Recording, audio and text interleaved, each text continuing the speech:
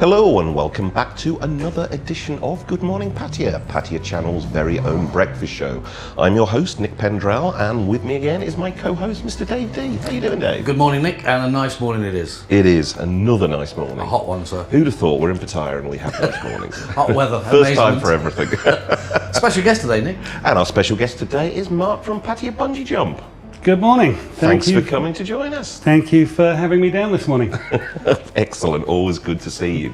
Right, Pattaya Bungy Jump. Pretty obvious from the name what you do, but you are going to have to explain all about bungee jumping because I have horrible vertigo and so I haven't got anywhere near. I don't even want to watch somebody do it. So Well, I can't promise you that bungee jumping is going to help with your vertigo. No, I would imagine. But that's you know, probably come the down, case. have a look, and you can watch lots of other people jumping off.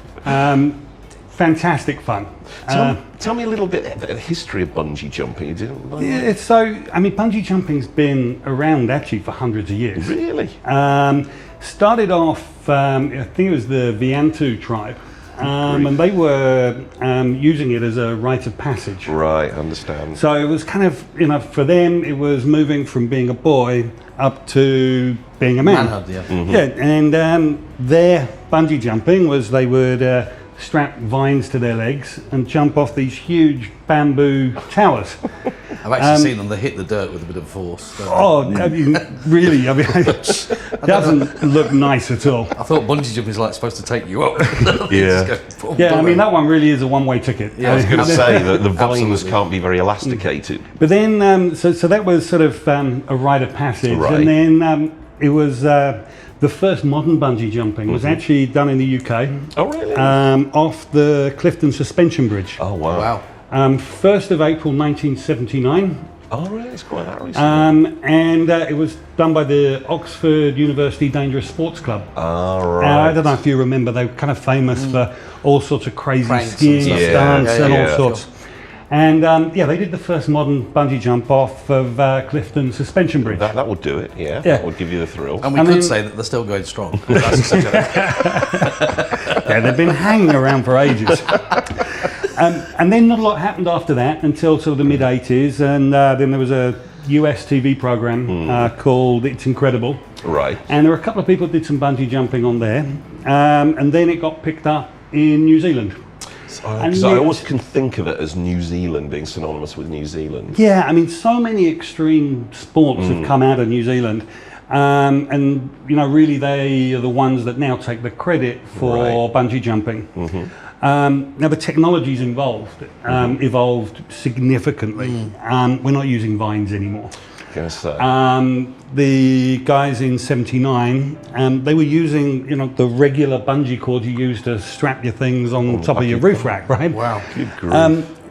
Now it's very different. I was going to say, because they're only about that thick, aren't they? The ones Well, they you use for use your lots roof of them. rack. They didn't just use one. I was going to say. Otherwise, it really would have been a one-way trip.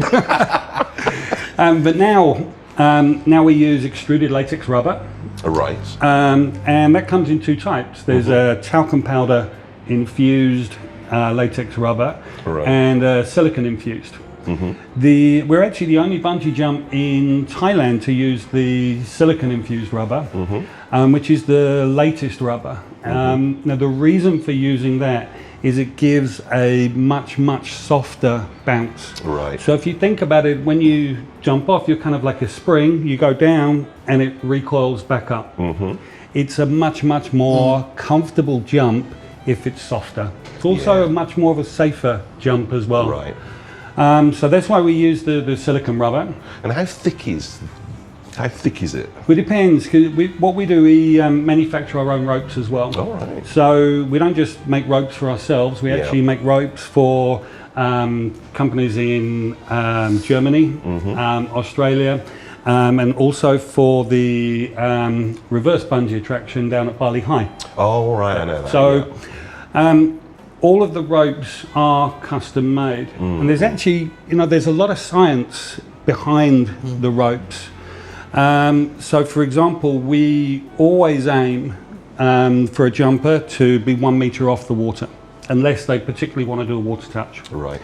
So in order to do that, we have to make sure that your weight corresponds to the right rope, and the thickness of rope and the length of the rope corresponds to the height of the bungee jump. Right. And then you have some additional calibration that we do as well. So, like anything, first thing in the morning, same as everyone, it's a little bit slow. Okay. Right? Throughout the day, as the bungee cord warms up in the sun, then it stretches a little bit more. So, there's constant changes being made to the calibration just to try and keep that 1 meter above the water, which is, great for the customers because it's, so much more fun when you're jumping and you're getting close to the water. You've got that. I think everybody sort of wants to get close to the water. Don't Yeah, and everyone kind of sticks their hands out and tries to touch the water, and when you're up there at the top, because we're a 60-meter crane, 60 meters. so it's the highest bungee jump in Thailand. And But Mark, it's great what you're saying, and I understand everything what you're saying, but why did you get into it? It's just that you're telling me all this amazing technology. And I'm going, what actually threw you into bungee jumping? well, you know what it is? It's about facing your fears. It's about We've got fears. answering. We've got fears. It's about answering that question yourself. Can I do it or can I not do it? And so when we moved up to Thailand, I've always been interested in doing different activities and things. I thought, well, I haven't bungee jumped before. Give bungee jumping a try. And it's that feeling when you're up the top and you're trying to answer your own question. Do I have the guts to make that jump? And when you do it, it's that amazing rush. All the endorphins start going on your body, and every jumper you see that jumps, they have this huge smile on their face afterwards. And that in itself makes bungee jumping worth doing. The other side that's really nice in Pattaya is it's such a cosmopolitan city. We get visitors here from all over the world. Last week we had visitors from Syria, Afghanistan, Iran, Russia. This morning we had Sweden. You get all of these different nationalities coming together, and actually it's a fantastic opportunity to meet all these different people and try and understand a little bit more about where they're coming from.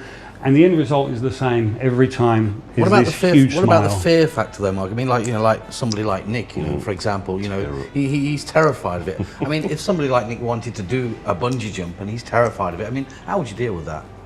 How do you sort of go along with the guys? Yeah, so ultimately it's your decision when you're up there whether you jump or whether you don't jump. And that's something that's really important for us, is that it's up to the individual to make that conscious decision. Now that said, we've had many people come who are scared of heights. And we take extra time with them. As we're going up, maybe they want to go up first of all without jumping. We explain to them when you're at the top, don't pause too long. If you're scared, don't look down. Because if you look down, you're only going to get more scared. So, it's kind of like chin up, eyes out to the horizon, like a nice swan dive off. And, sometimes people are up there a long time and don't jump.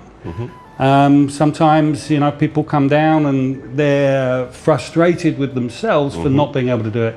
And then, it's nice to be able to say, look, take 10 minutes, have a drink, relax a bit, because we are going to get you to jump.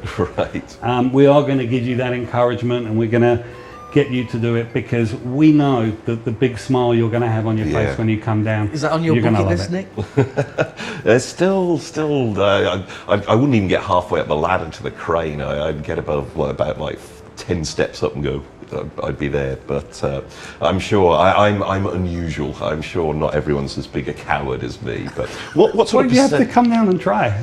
Maybe can't make any promises. So what percentage of people sort of bottle out of it once they get to the top? That's right. It's probably about 1 in 20. Okay, so it's not that so many it's cowards pretty who get small, there. and funny enough, it's very rarely women that bottle it. It's always the big guys with a bit of bravado and things, and they're always the ones that bottle it. And it's never the women. Very, very few women actually bottle it. as I was saying, with the ropes, we have different size ropes depending on your weight. So we can also do tandem jumps as well. Right.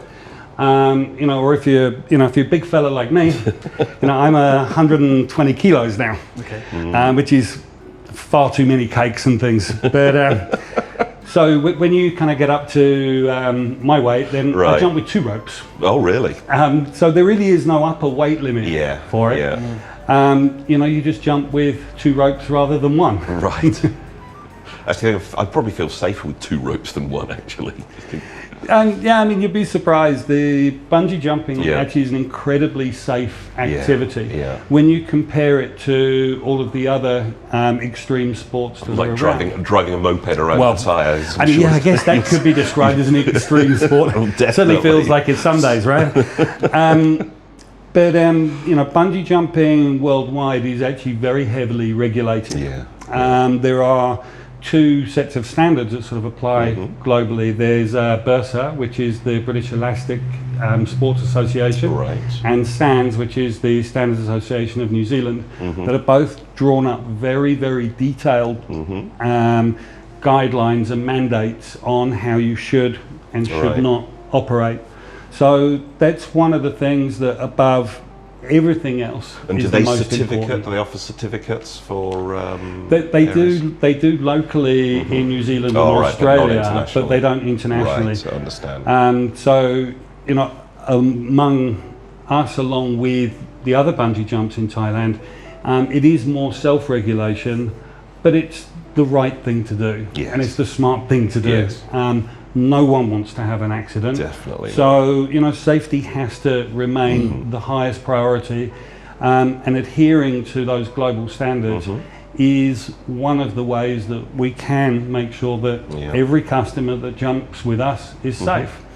And since 1989, when we opened here in Pattaya, we've jumped over 50,000 people. I say 1989. Any newlyweds? We've I can imagine the newlyweds going on. No, we have a lot of newlyweds come to do a tandem jump. Okay. Because they kind of like to jump together. Sure. We've had new jumpers.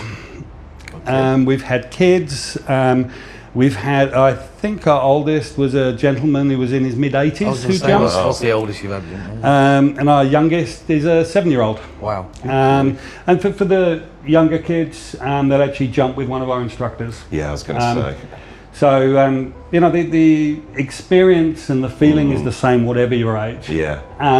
You're going to smile, you're going to have fun. So it's great. And it's really nice watching people having a good time. Oh, I'm sure. So where is it located actually? How do we find it? It's on Tepesik Road, Soi 9. There's the go-kart track there as well. Right. We've also got the paintball there as well as a Zorb as well. Oh, right. You've got we know that not everyone wants to bungee jump. Sure. But, maybe 3% of people want to bungee jump. Yeah. Maybe I'm in the 97% and you're in the 3%. Yeah, probably. But, when people come along to bungee jump, they come as a couple, and maybe only one of them wants to jump. Yeah. So we built the crazy ball there to suit the people that don't actually want to bungee jump. If it's a little bit too extreme for them, then they can go in the Zorb. The Zorb is a huge 3-meter diameter inflatable hamster ball. Yeah. I've seen this you thing. have 2 people can go in it, and you're strapped in, and then you're rolled down a 45-degree slope. And when you come out the other end, the strangest thing is you're not dizzy. Really? It's very, very odd. Yeah. I didn't know that. But it's a lot of fun. So bungee jumping, how much does it cost per jump? Okay, so for a jump is 1,900 baht. All right. That includes the transport, includes a certificate of courage, and also includes full insurance. All right. You've then got a couple of other options as well. We've actually just got in a helicopter drone, and so we're able to offer HD videos from the drone, which gives an amazing perspective. Because you can actually, you really do get a bird's eye view of your jump. So there's some other things you can do. Excellent. And how do we find you? You got a website? Yep, just go to PattayaBungieJump.com.